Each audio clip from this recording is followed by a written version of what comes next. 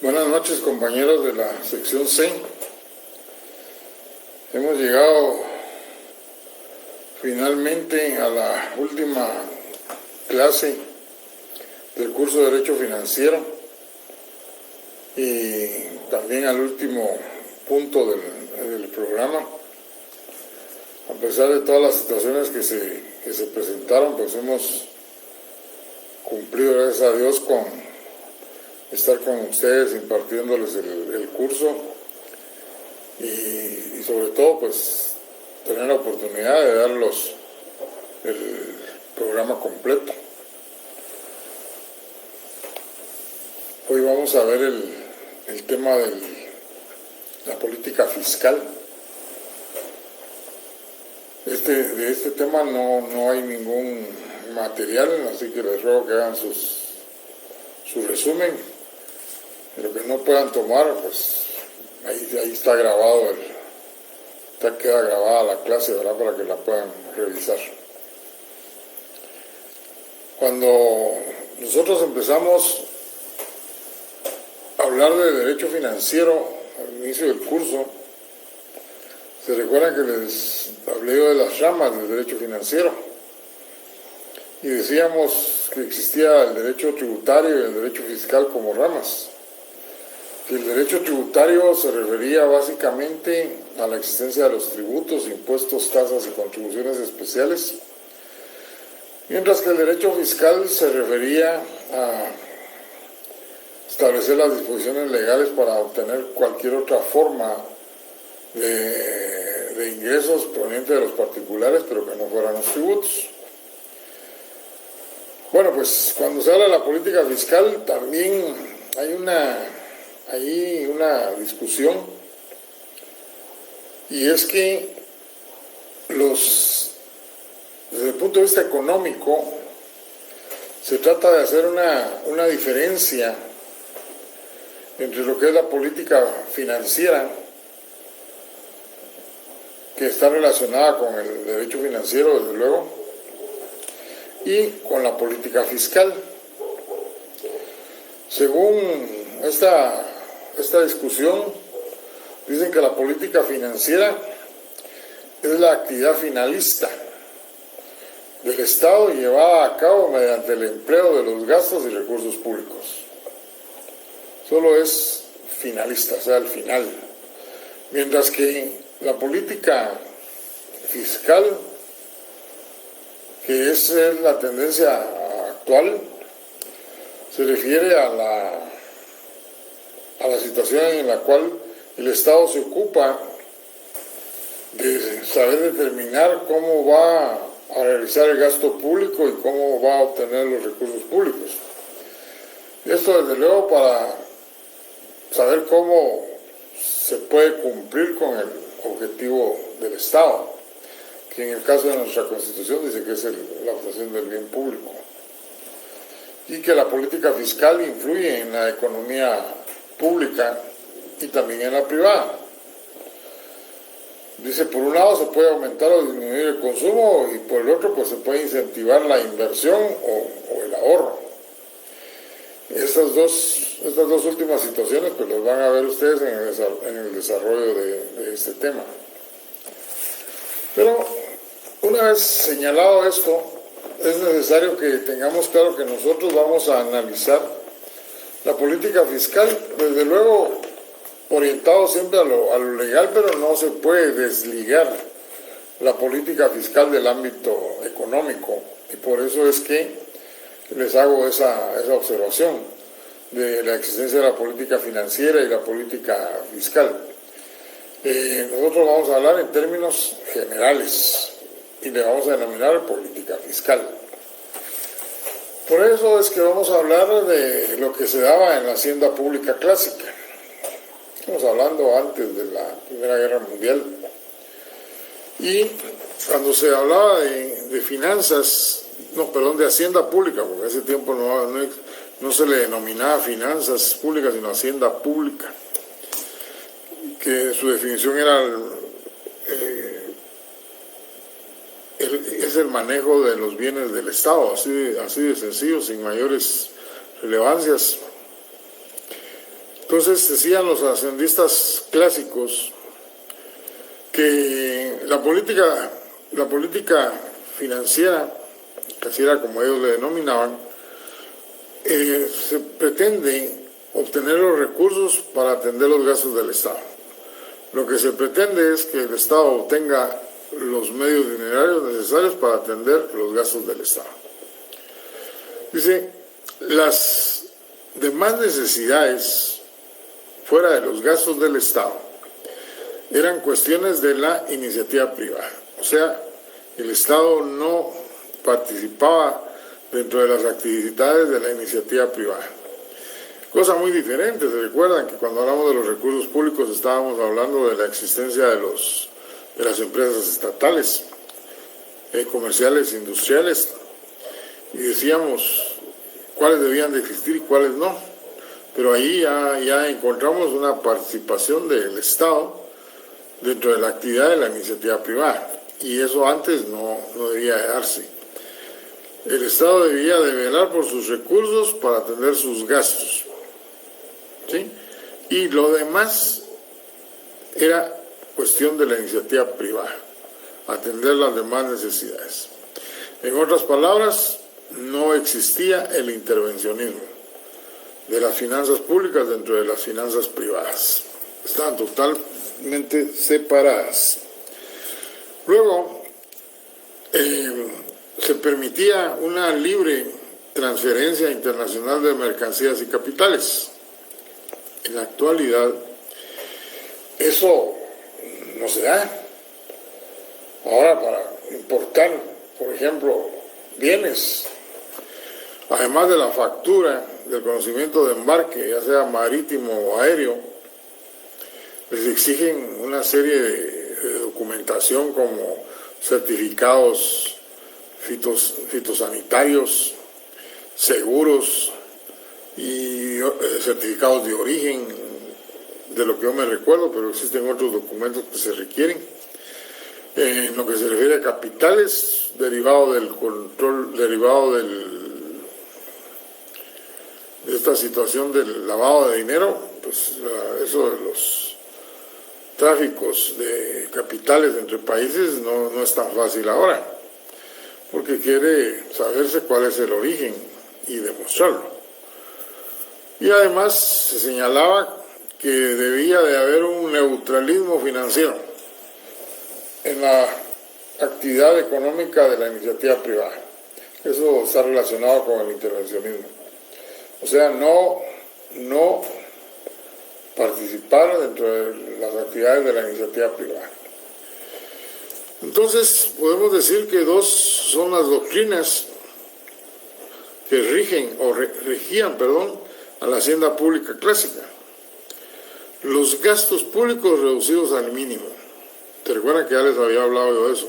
Cuando les decía, los ingresos son los que determinan los gastos, punto. Por la existencia de ese equilibrio presupuestario, que es la otra doctrina. La primera, los gastos públicos reducidos al mínimo, y la otra, velar por el equilibrio presupuestario. Los ingresos son los que determinan los gastos y no más allá. Podrían existir muchas necesidades que si la iniciativa privada no las atendía, el Estado no iba a salir a atenderlas, porque sus ingresos eran los que determinaban los gastos, no las necesidades, determinar cuántos ingresos tenía que obtener el Estado. Toda esta situación cambió. En los años anteriores a 1914 se empezaron a presentar ciclos económicos, o sea, variaciones en las economías, desbalances en los presupuestos, y toda esa inestabilidad económica que se empezó a presentar también empezó a producir lo que ahora conocemos como inflación y depresión. En aquel entonces todavía no le daban esos nombres, pero definitivamente se terminó de desbalancear la situación en el año de 1914 a 1918, cuando se dio la Primera Guerra Mundial. Desde luego, eso hizo que cambiara totalmente la forma de ver la hacienda, el manejo de los bienes del Estado. Y empiezan a surgir nuevas reglas económicas, empiezan a surgir nuevas formas de manejar los dineros del Estado. Y por otro lado, también nuevas disposiciones sobre la oferta y la demanda. Y no se diga el surgimiento de los monopolios. Pero estamos hablando de monopolios privados que no velaban por atender necesidades de la población, sino que los monopolios fiscales, los monopolios fueron creados por la iniciativa privada, pero con el ánimo de enriquecerse, de beneficiarse ellos y no la sociedad. ¿Qué se da como consecuencia entonces de todos esos movimientos anteriores a la Primera Guerra Mundial y la existencia de la Primera Guerra Mundial? Pues surge el intervencionismo.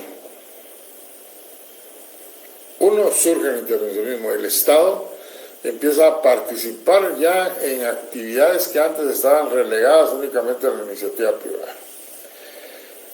Empiezan a surgir conflictos armados en todo el mundo,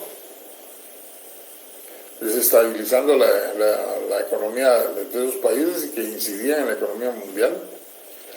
Como consecuencia se dan crisis cíclicas, o sea, ya hablar de la existencia de la inflación y la depresión. Recuerden ustedes que en los años 30 fue el acabose de las economías con la famosa depresión que existió en esos años. Y como consecuencia, pues desde luego, en su desarrollo empezaron a clasificarse los pueblos en países desarrollados, en vías de desarrollo y subdesarrollados, como consecuencia de la desocupación. Todos los países subdesarrollados empezaron a gozar de altos índices de desocupación. Y, mientras tanto, la iniciativa privada, a través del control del dinero, pues empezaron a enriquecerse con los monopolios económicos. En Guatemala han ido desapareciendo los monopolios, pero ya cuando se dio la Segunda Guerra Mundial, ya estos empezaban a existir. Ya habían sido fundados y conforme se siguió evolucionando la economía guatemalteca, estos se fueron afianzando. Bien, eso es lo que podemos hablar de los antecedentes de la política fiscal, podríamos decir, ¿verdad? Veamos ahora cómo es que se ve la existencia de la política fiscal. Bueno, pues dice, uno de los objetivos que tiene la política fiscal en la actualidad es una función estabilizadora. Una función estabilizadora del sistema económico de un país. O sea, mantener un equilibrio, evitando esos ciclos económicos de inflación y depresión. Y si en dado caso empiezan a manifestarse, realizar los ajustes necesarios para combatir la inflación, que es la existencia de mucho dinero, dijimos, o el circulando, o el desempleo, la carestía de dinero. Eso es, digámoslo así, el principal objetivo de una política fiscal. El otro de los objetivos es acelerar el crecimiento económico, creando las condiciones básicas. ¿Y cuáles son esas condiciones básicas? Pues nadie va a ir a invertir en un país que está en guerra, donde existe total desocupación, no. Va a ir a invertir el capitalista en un país donde se está propugnando por el crecimiento económico. Se está acelerando el crecimiento económico. Eso es algo que sí se está dando en Guatemala. Ya hablábamos de estas entidades que han visitado Guatemala y que definitivamente vienen a analizar cómo están funcionando las finanzas del país. y encontramos con que estas entidades han dado resultados de sus análisis, cuestiones positivas, pronosticando crecimiento económico, que el año 2022 va a ser de crecimiento económico, y otras de estas instituciones que han dicho que sí va a existir estabilidad económica, o sea, no va a haber crisis por ciclos económicos como inflación y depresión. Es bueno recordar que el Banco de Guatemala todos los años, al inicio en enero, luego de los análisis económicos, financieros, estadísticos, el análisis de las variables macroeconómicas, publican cuál va a ser el porcentaje de inflación. Y en los últimos años se ha estado más o menos en el 4.5%. O sea, una estabilidad relativa, puntos más, puntos menos, pero no se ha desequilibrado como otros países que tienen una inflación del 30%, 35%, 40%. Eso acaba una sociedad, acaba la población, máxima si los salarios son por debajo de los mínimos vitales. Entonces, el otro objetivo es mantener el crecimiento económico, velar por la plena ocupación de los recursos, tanto humanos, materiales y dinerarios. Y aquí creo que el buen ejemplo sería lo que hablamos del otro día, que esa aprobación de ese crédito de 500 millones, que va a ser, que según la forma lo están planteando, va a servir para cancelar créditos que tienen tasas de interés más altas, pues realmente sea orientado en esa forma y no en el camino cambien el destino.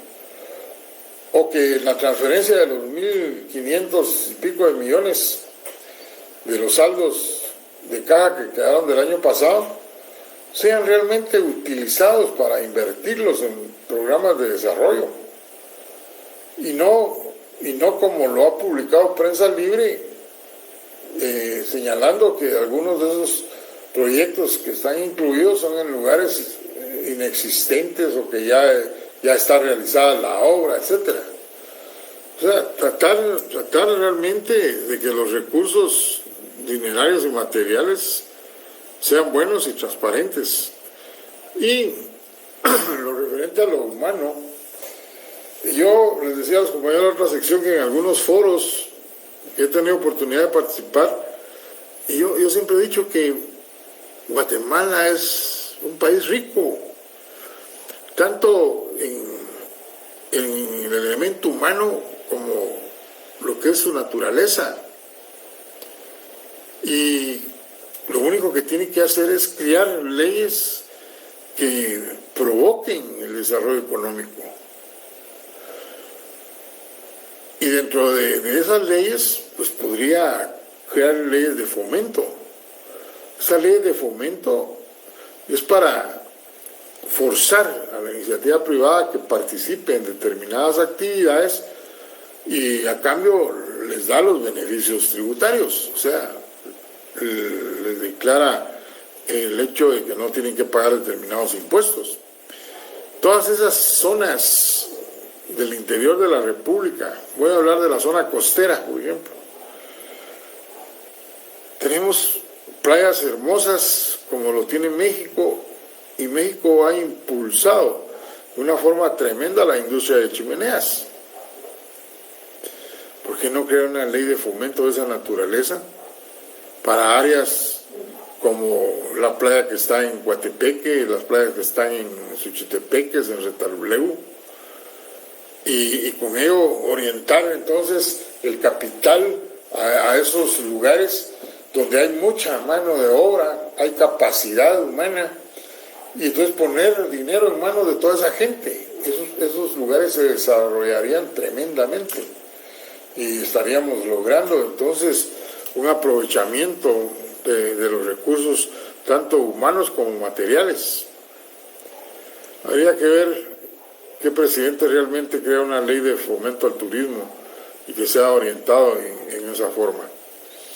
Por otro lado, dice, otro de los objetivos es velar porque exista una estabilidad de precios, no elevar, no disminuir. Bueno, en la actualidad esa situación no se está dando en Guatemala. Y no se está dando por los efectos externos que están incidiendo en nuestra economía. El aumento de los precios del combustible. Aumentar los combustibles es sencillamente aumentar el precio de las cosas. El combustible tiene que ver en toda la actividad económica. Es como desaparecer el combustible, es provocar una crisis en la economía. No se puede movilizar nada. Y eso puede hasta llegar a un ciclo económico de depresión. Entonces, definitivamente, mantener la estabilidad de los precios es lo mejor. No siempre el Estado o los Estados pueden lograr esa situación. Cuando los factores externos influyen, es difícil. Cuando son internos, es más fácil de controlar esta situación. ¿Cómo se manifiesta el cumplimiento de los objetivos de esa política fiscal? Pues es en el presupuesto. En el presupuesto de la nación, ustedes pueden ver cuáles son los ingresos y cuáles son los gastos. Y en el momento en que ustedes vean en el rubro del crédito, que hay varios créditos que se van a autorizar en el transcurso del año, automáticamente ustedes ya tienen que tener el conocimiento de que la recaudación tributaria no va a ser suficiente para que el Estado pueda cumplir con sus fines. No va a ser suficiente. ¿Por qué? Porque no se está dando una correlatividad entre los ingresos y los gastos. Pero estoy hablando de los ingresos tributarios, que ya les he manifestado a ustedes en otras oportunidades, que aproximadamente el 75% de los ingresos que se reflejan en el presupuesto son de carácter tributario. Y si esa correlación no se da, es porque entonces no se está teniendo la suficiente capacidad de que con recursos ordinarios atendamos nuestras necesidades ordinarias, que es la de un país estable. ¿Se acuerdan cuando que hablamos de eso de Matus Benavente? La forma de financiar el gasto público. Bueno, ¿cómo se debe manejar entonces la economía? Pues la economía, para mejorarla, definitivamente tiene que haber más obra pública, tiene que haber más inversión. Entre más obra pública e inversión realice el Estado, más mano de obra va a estar contratada. Y como consecuencia de estar mano de obra más contratada, se está poniendo más dinero en manos de las personas y estos pueden consumir más.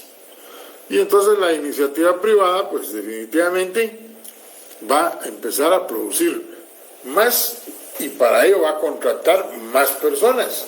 Y entonces va aumentando el crecimiento económico. Y por otro lado, mantener estable y mejorando la recaudación tributaria. Fíjense ustedes que si el Estado realiza más obras públicas, más proyectos de inversión, entonces las personas tienen más dinero para consumir. En otras palabras, solo el impuesto del IVA va a aumentar tremendamente. ¿Por qué? Porque va a haber más consumo y el IVA lo que grava es el consumo. Como consecuencia se cumple con la siguiente actividad, que es mantener y mejorar la recaudación tributaria. Entre más consumo haya, más IVA se paga. Entre más consumo demande la sociedad, más ganancias van a tener las que producen los bienes y servicios. Y como consecuencia van a pagar más impuestos sobre la renta. Más obra pública, más consumo de cemento, por ejemplo, más consumo de hierro. Y solo en el cemento ya estamos hablando de otro impuesto. para acarrear todos esos bienes, necesitan consumir más derivados del petróleo, que también está grabado ese consumo con el impuesto de los derivados del petróleo. Eso ya es una situación de que vamos a ver se va a ver el otro semestre. Bueno, ahí tienen ustedes cómo mejorar la economía de un país. Veamos ahora clases de política fiscal. En la doctrina se señalan tres: la expansiva, la restrictiva y la discrecional. ¿Cuándo es la política fiscal expansiva? Cuando es el Estado el que sale a aumentar el gasto público, a gastar más y tratar de reducir el desempleo mediante la realización de obras, por ejemplo. Pero además puede tomar la iniciativa de reducir impuestos para que las personas entonces tengan más dinero para poder consumir. Esta primera prácticamente tiene que ver con la depresión, aumentar el gasto, o sea, más obras. La economía va a pique por la no participación de la iniciativa privada, por crisis que se pueden dar, como el ejemplo que les puse de la burbuja inmobiliaria. Entonces es el Estado el que tiene que salir a producir para combatir el desempleo. Y puede también reducir los impuestos.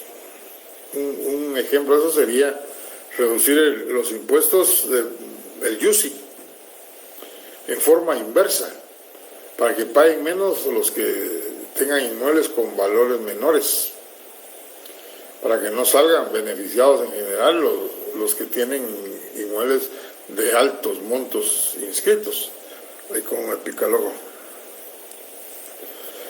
La restrictiva es lo contrario. Aquí es cuando se da la inflación. La política fiscal se convierte en restrictiva porque el Estado tiene que frenar esa inflación. Y aquí es a la inversa, entonces debe reducir el gasto público, debe rebajar la demanda de producción y puede subir los impuestos para recoger dinero, les decía el otro día. Y por último, pues tenemos la discrecional.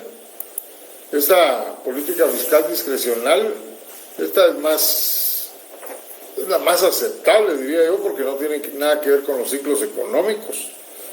Esta política fiscal discrecional lo que nos dice es que un Estado debe mantener el equilibrio para que no se dé ni la inflación ni la depresión, una economía sana. ¿Cómo se logra eso? Pues como decía Matus Benavente, que los gastos ordinarios se puedan satisfacer con recursos ordinarios y que las necesidades extraordinarias se vengan a satisfacer con recursos extraordinarios. Eso es una estabilidad.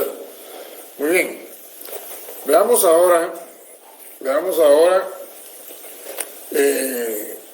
cuáles son las medidas que debe tomar un Estado para mantener esa estabilidad económica de la que estábamos hablando. O sea, la aplicación de esa política discrecional, política fiscal discrecional. Pues una de las principales cuestiones que tiene que hacer un Estado es mantener un control de precios.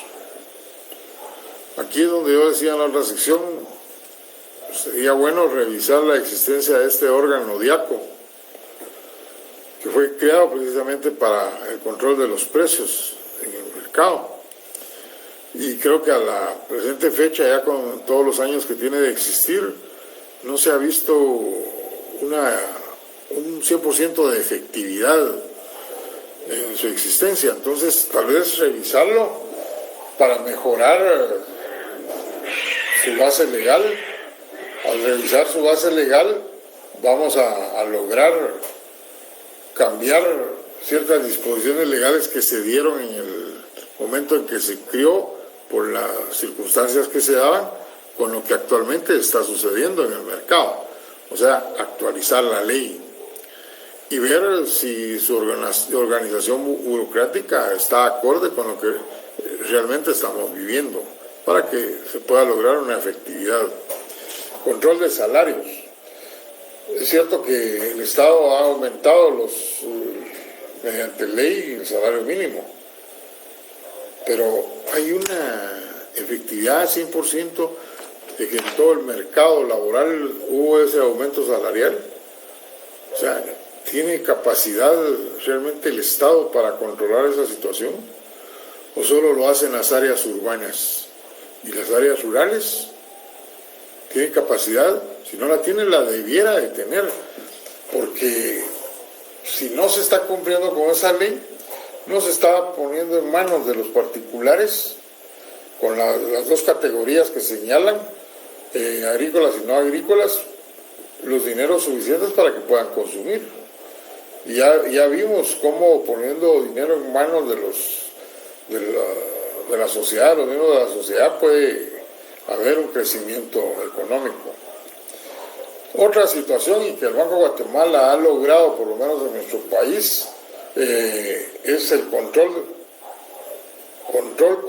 controlar los ciclos económicos, no inflación y no depresión. Ya les dije yo hace unos momentos cómo el Banco de Guatemala, a principio de año, es que publica cuál va a ser el índice inflacionario en el país, y si analizamos el 4.5% hacia atrás, vamos a ver que no hay una gran variación. Por otro lado, lograr la plena ocupación. Vuelvo a repetir,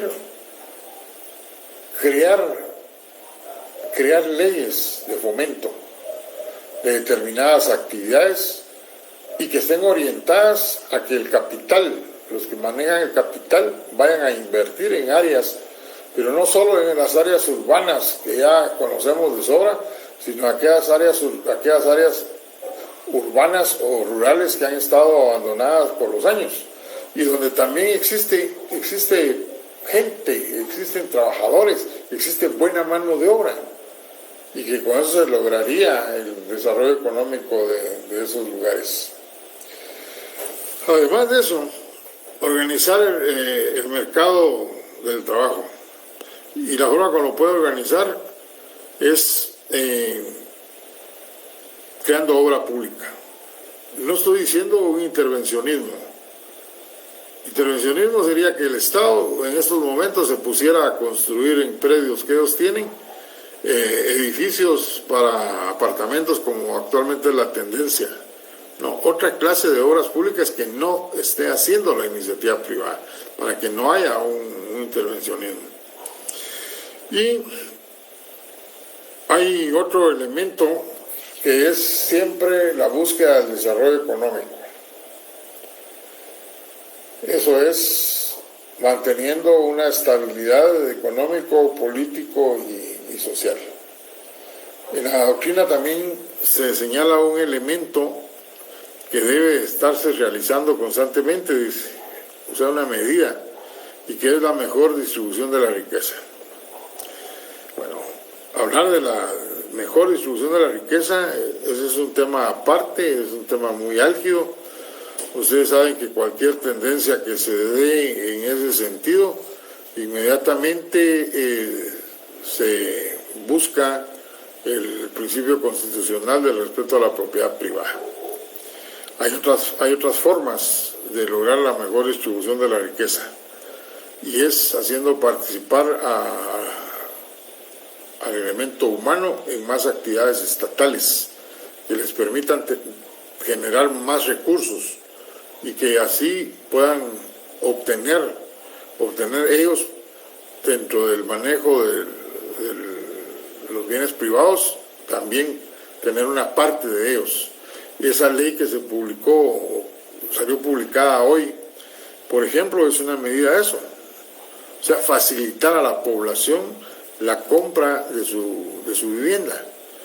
Hace muchos años, allá por los años 65, 68 creo que fue que se creó el Instituto el Instituto de Fomento Avícola, el FHA,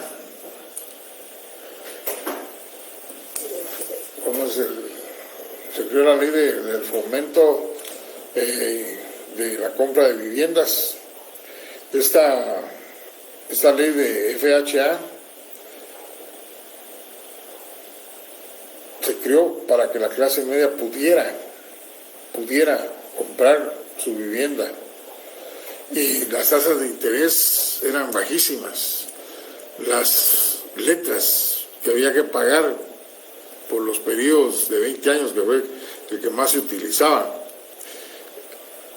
era bajo. Por ejemplo, en Ciudad de Plata, me recuerdo yo,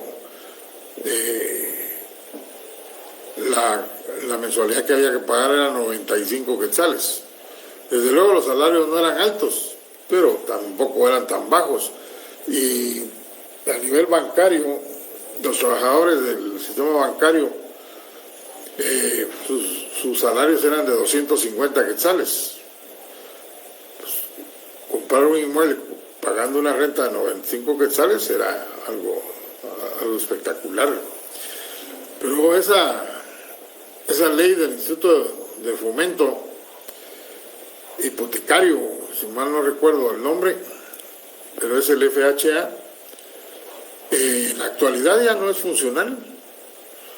¿Por qué? Porque usted compra mediante ese sistema y las letras, las mensualidades que se pactan a 20 años no bajan de 5,000 quetzales, 6,000, 7,000, 8,000 quetzales. Y a nivel poblacional, ¿cuántos realmente son los que tienen ingresos mayores a 4,000 quetzales? La mayor parte de la población está en salario de 5,000 para abajo. Entonces nos vamos a quedar ahí hablando de esto de la mejor distribución de la riqueza, pero sí les puse un ejemplo de cómo puede darse. Y con esto estaría dando por concluido el curso de Derecho Financiero. Vamos a ver si hay alguna pregunta de los compañeros. Pues no leo ninguna pregunta. Entonces, los comerciales, que ya los anticipamos en la clase anterior, es el examen final que se va a realizar el viernes entrante, el 20, a las 8 horas. Va a versar únicamente sobre teoría, desde el punto número 1 hasta lo que vimos el día de hoy. La mayor parte les mandé material, son tres temas, incluyendo el de hoy, 4 creo, sí, mucho, los que no tienen material de estudio, más lo que yo he explicado, que no está en esos materiales en algunos casos, es lo que vamos a evaluar. Yo vi los resultados de zonas, la mayoría están muy bien. No dejen de estudiar para el final, porque eso les va a mejorar su promedio. El hecho de que ya tengan 55 no quiere que no estudien para sacar un mejor punteo y mejorar su promedio. Eso no es que para menor duda sirve mucho en el futuro. Quiero también agradecerles a todos ustedes, a los que están participando el día de hoy, los que ya no participaron pero que en el transcurso de las clases lo hicieron. Agradecerles su alto grado de seriedad, su alto grado de responsabilidad, diría yo, y sobre la participación en mis distintas clases. Se portaron muy bien, yo les agradezco el respeto que guardaron para con mi persona.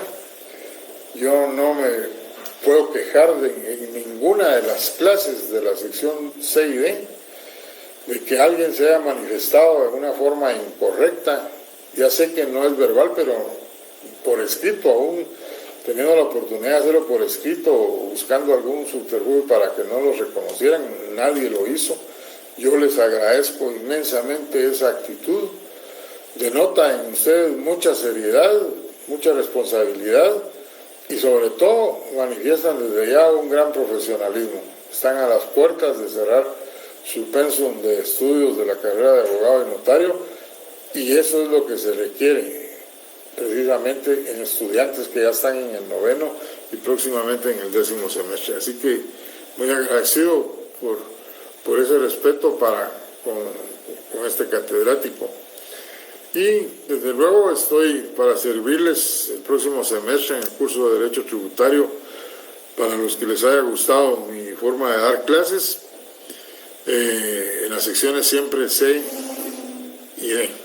Ya por muchos años me declararon, digo yo, inamovible, no me cambian de secciones, así que ahí voy a estar para servirles. Les deseo lo mejor para el examen. Siempre he dicho que a mis estudiantes yo no les puedo desear suerte porque los exámenes no son de suerte. Los exámenes son de mucho esmero en estudiar, mucho deseo de ganar y máxime en este año en que para ustedes es el sprint. Este año es el último y tienen que poner toda su capacidad para poder ganar los cursos, así poder cerrar de una vez el pensum y poder empezar a estudiar los técnicos profesionales, los privados como los conocemos. Eso del sabático es mentira, uno se acomoda, señores. Así que buen fin de semana, encerraditos estudiando, ya vienen las vacaciones y van a poder disfrutar entonces de su tiempo. Les deseo lo mejor y hasta el próximo semestre. Buenas noches a las compañeras y a los compañeros. Gracias por sus deseos que me están manifestando y por la forma de expresarse de mi persona. Buenas noches.